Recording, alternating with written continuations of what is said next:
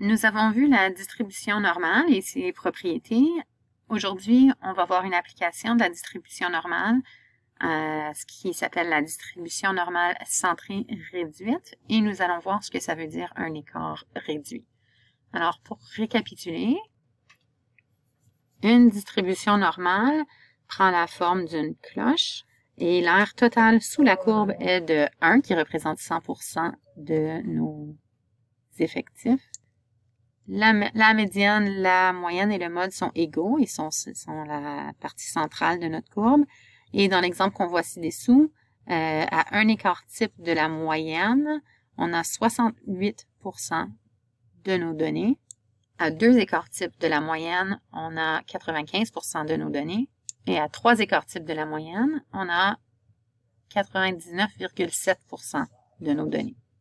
Dans l'application Desmos, on peut voir ici l'équation de cette courbe normale, donc la courbe de Gauss. En fait, l'équation n'est pas importante pour notre courbe, mais on peut voir que c'est une très belle équation avec 3 nombres irrationnels. Donc, on a la racine carrée de 2, on a pi, on a e. Donc, c'est une équation qui contient de très belles valeurs des nombres spéciaux en mathématiques. En fait, si je fais une recherche pour Special Math Numbers sur Google, je retrouve 3 de ces valeurs-là qu'on voit dans la courbe de Gauss. Donc, c'est vraiment une belle fonction, même si on n'a pas besoin de la comprendre complètement à cet instant dans notre parcours mathématique. Mais ce qui est important de savoir, c'est que si la moyenne change, donc par exemple, ici B représente la moyenne, donc si j'avais une moyenne de 60 par exemple, je peux aller changer ma fenêtre et aller regarder plus près de 60 ici, et on verrait la courbe normale qui représente un ensemble de données avec une moyenne de 60 et un écart type de 1. Si l'écart type était plus grand, on verrait que la courbe se disperse. Si l'écart type était plus petite, on verrait que les données sont plus centrées vers la moyenne et l'aire sous la courbe est toujours 1. Alors, toutes distributions normales peuvent être standardisées. Alors, en déplaçant la moyenne de 60 vers la gauche, j'ai aussi déplacé cette valeur ici que j'avais choisie comme 59,3. Je l'ai aussi déplacé de 60 vers la gauche.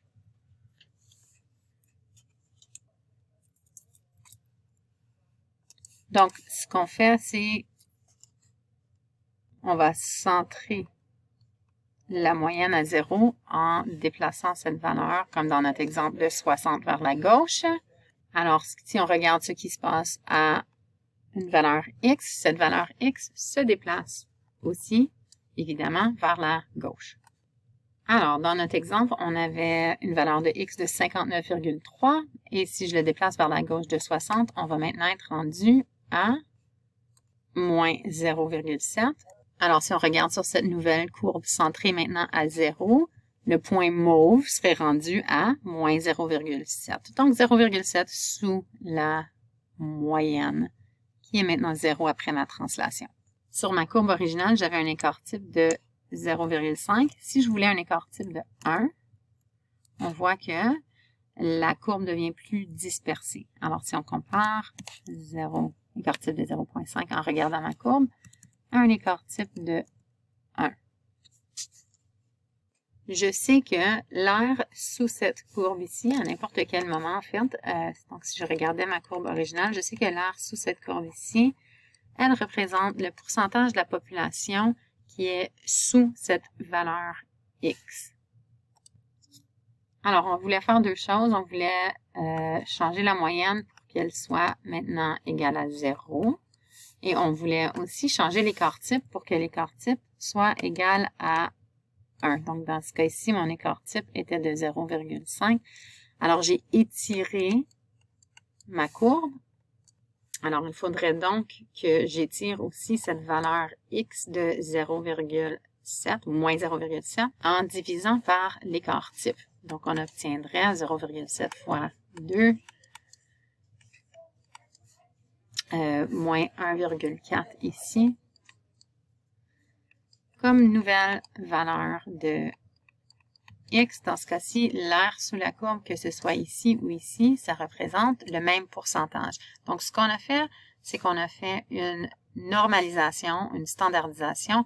On a rapporté notre point X,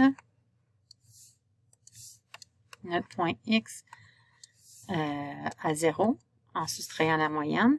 Et ensuite, on a soit étiré ou réduit ou agrandi, là, dépendamment de si on a 0,5 ou quelque chose de plus grand que 2, la largeur de notre courbe normale en divisant ici par l'écart type. Et ça, c'est ce qu'on appelle la cote Z qui représente, en fait, donc c'est ce qu'on a fait ici.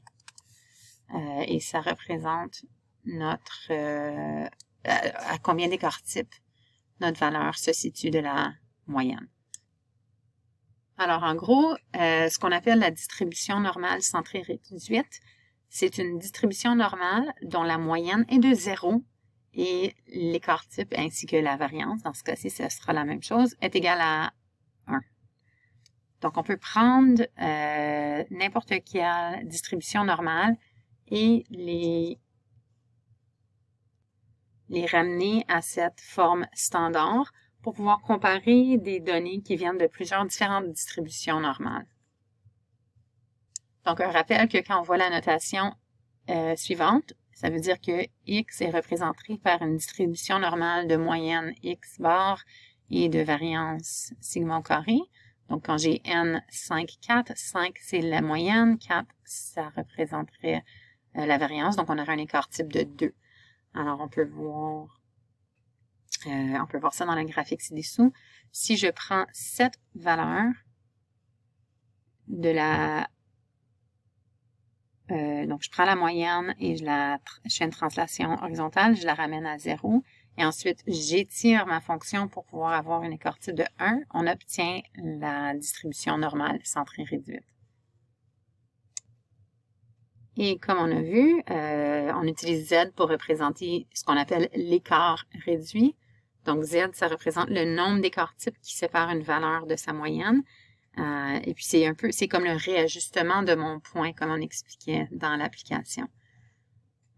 Donc, Z, ça va être la valeur moins la moyenne divisée par l'écart type, qui va me permettre de comprendre ou de comparer différentes valeurs. Si Z est négatif, ça veut dire que ma valeur est... si Z est positif, ça veut dire que ma valeur est plus grande que la moyenne. Si Z est négatif, c'est que la valeur est plus petite que la moyenne. Donc, si j'obtiens une valeur négative pour Z, ça veut dire que c'est en dessous de la moyenne. Positif par-dessus la moyenne. Et si Z est égal à 0, ça veut dire que ma valeur de X est exactement la moyenne. Alors, si on regarde l'exemple suivant, c'est un peu comme on a fait avec l'application Desmos. J'ai une courbe normale ici avec une moyenne de 13 et un écart type de 2,5. Alors, on voit la moyenne de 13 ici. Si je veux examiner sur la courbe centrée réduite, où est-ce que ça se situerait, cette valeur ici? On pourrait comparer ça à une valeur de moins 1,2 ici. Alors, comment on a calculé ça? En fait, c'est ce moins 1,2 là, c'est le Z. Je suis à Z écart type de la moyenne. Donc, pour calculer, on est à combien d'écart type de la moyenne? C'est la valeur de X. Donc, ici, on avait 10. Ça, c'est quand X est égal à 10. Donc, 10 moins ma moyenne divisé par l'écart type qui était donné ici, ça va nous donner moins 1,2. Donc, je me situe ici à moins 1,2 écart type de la moyenne. Donc, je suis à gauche de la moyenne de 1,2. Je pourrais représenter ça ici avec une valeur de ce qu'on appelle la cote Z ou l'écart réduit sur une courbe normale, centrée réduite. Alors, essayez cet exemple. Vous pouvez appuyer sur pause pour l'essayer. Pour la distribution suivante, détermine le nombre d'écarts types qui se séparent dans un sens ou dans l'autre chacune des valeurs suivantes de la moyenne. Et on peut appuyer sur pause encore une fois ici pour voir la solution si vous avez besoin d'inspecter plus longtemps. Mais c'est vraiment juste un calcul de la cote Z. Je me situe à Z écart type de la moyenne. comme on peut voir ici. Si on passe au deuxième exemple, on a 3 finalistes pour une bourse en mathématiques venant d'écoles différentes avec des enseignants différents. Les notes sont différentes, 87%, 88% et 86%. Qui devrait être le récipiendaire de la bourse? Et si on voit les distributions des notes de toute la classe d'après les graphiques suivants et les données suivantes. Alors, je vous invite d'appuyer sur pause pour y réfléchir. Alors, maintenant, si on inspecte la solution, on peut calculer la cote Z, donc à combien d'écarts types se situe chaque élève de la moyenne. Donc, Adrien se situe à 2,5 écarts types de la moyenne, Maxine à 2,8 et Jasmin à 3 écarts types de la moyenne, tous positifs. Alors, ils sont tous par-dessus la moyenne de la classe. On voit que Jasmin est à plus d'écarts types au-dessus de la moyenne de la classe. Alors, en fait, même si c'est Maxime qui a eu la meilleure moyenne, Jasmin a mieux réussi puisque sa cote Z est supérieure aux deux autres. On passe à un exemple 3. Carl a obtenu 84, Laurence, même classe différente de différents groupes, une note de 83. On nous donne ici la moyenne pour la première classe de 74 avec un écart type de 8. La deuxième classe, celle de Laurence, 70 avec un écart type de 9,8. Alors, qui aurait reçu la meilleure note? Puis, sur pause pour l'essayer. Maintenant, pour la solution, on peut voir que Laurence est au-dessus de la moyenne à plus d'écart type que Carl, donc il aurait un meilleur résultat comparativement si on compare ces deux ensembles de données. OK, un dernier concept pour la leçon d'aujourd'hui sont les centiles. Donc, on l'utilise pour déterminer le pourcentage de la population qui est inférieur ou égal à Z. Ou autrement aussi, on peut l'utiliser pour déterminer la probabilité qu'un événement soit inférieur ou égal à Z. Alors, pour aller trouver ce pourcentage de probabilité-là, ou de population inférieure, on peut utiliser ce qu'on appelle un tableau des écarts réduits. En cliquant sur le lien ici, on peut voir un tel tableau. Et en fait, c'était la façon la plus populaire pour calculer ces pourcentages-là. On va voir, ça va s'éclaircir dans un exemple, mais de nos jours, en fait, c'est pas vraiment nécessaire d'aller utiliser ce tableau-là. On peut utiliser des applications. Donc, il y a aussi une application qu'on va inspecter ensemble dans le cadre d'un exemple.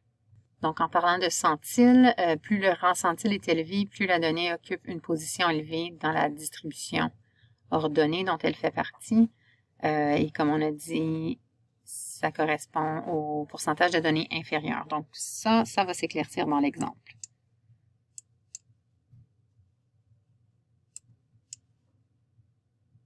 Alors, l'exemple 4, à une compétition de frisbee ultime, 74% des disques lancés étaient attrapés avec un écart type de 8%.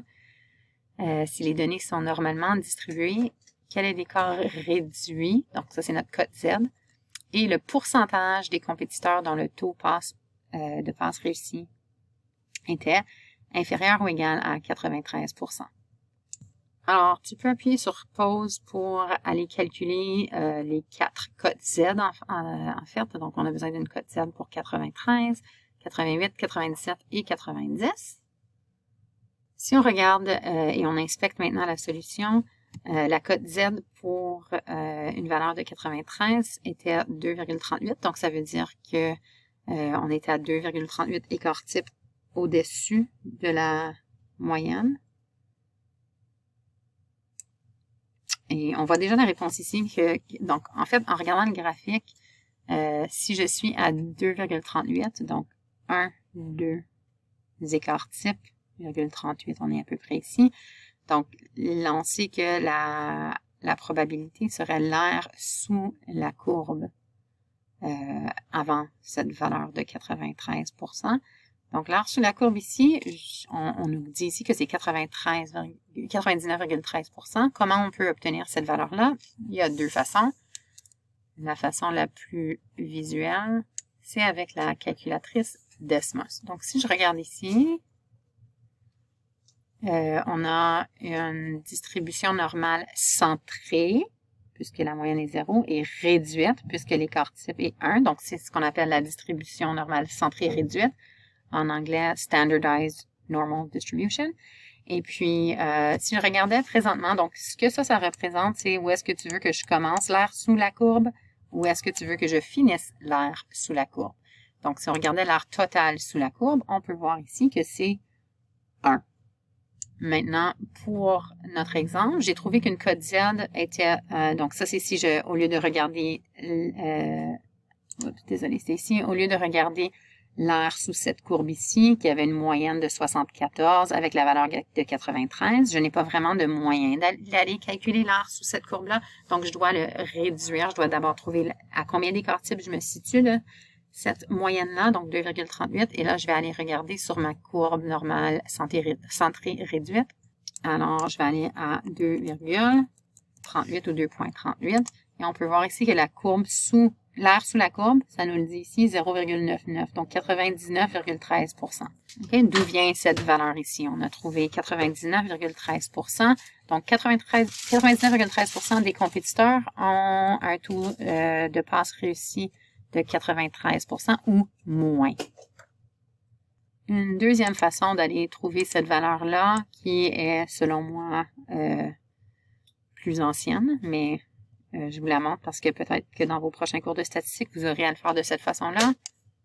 Alors, on avait repéré une cote Z de 2,38, donc je peux repérer ici 2,3, et maintenant, si on va au centième près, ici, donc on peut aller ensuite trouver l'air sous la courbe dans ce tableau-là, qui nous donne 0,9913, qui représente le pourcentage de la population qui est inférieur ou égal à notre valeur de X qui avait rapporté à cette cote Z.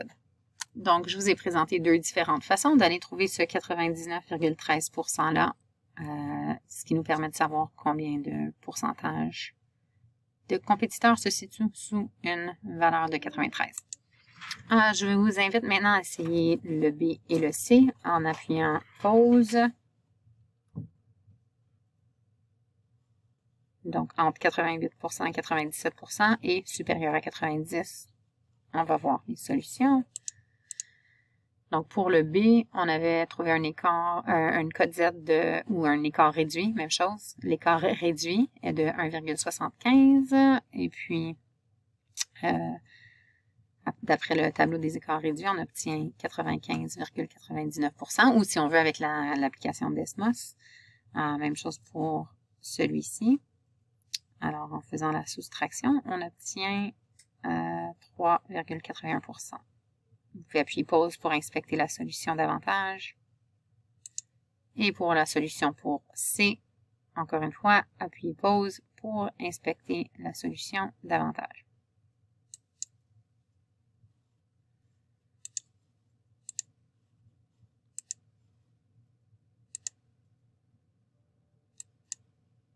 Je pourrais aussi faire l'inverse. Donc, si je voulais savoir quelle est la cote Z pour, par exemple, 92% ou moins, donc je pourrais aller repérer le 92% et puis aller voir quelle serait la cote Z. On peut faire l'inverse avec le tableau. Et je pourrais aussi faire l'inverse avec l'application Desmos. Ici, on a une fonction, en fait, vous pouvez voir si j'insère ici le pourcentage. Donc, si je veux savoir quelle est la cote Z pour 99% des données ou moins, on verrait que la cote Z serait de 2,3. Donc, si tu veux faire l'inverse, tu peux utiliser cette application. On va voir un exemple dans les devoirs aujourd'hui. Donc, c'est tout pour la leçon d'aujourd'hui.